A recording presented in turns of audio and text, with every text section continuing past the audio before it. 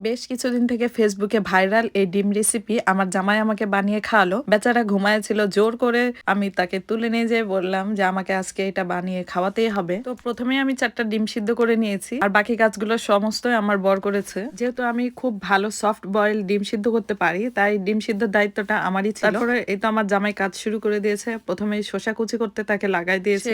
কাটা কুটার এসব কাজ খুব সুন্দর করে আর অনেক ভালো এক্সপার্ট। যেহেতু অনেকদিন যাবত একা ব্যাচেলর হিসেবে থেকেছে, প্রবাসী ছেলে বিয়ে করলে একটা সুবিধা যে তারা রান্না খুব ভালো পারে। আমার জামাই কিন্তু রান্নায় অনেক এক্সপার্ট। এদিকে শসা, পেঁয়াজ আর কাঁচামরিচ কুচানো হয়ে গেছে, সেগুলোতে এখন হচ্ছে বিট লবণ, কাসুন্দি আর সামান্য হচ্ছে সাদা লবণ দিয়ে ভালো করে মিক্স করে নিয়েছি। তো চাটনিটা রেডি। আর এইদিকে সফট বয়েল ডিম যেটা আমি বানিয়েছিলাম, এখন এই ডিমের মধ্যে যে আমরা পুরগুলো বা চাটনি বানিয়েছি সেটা এখন হচ্ছে ডিমের মধ্যে দিয়ে গুলো ডিম এইভাবে করে রেডি করে নিব। তো এইদিকে একে একে সবগুলো ডিমের মধ্যে পুর দিয়ে ফিল আপ করা হচ্ছে। ডিম সিদ্ধটা কেমন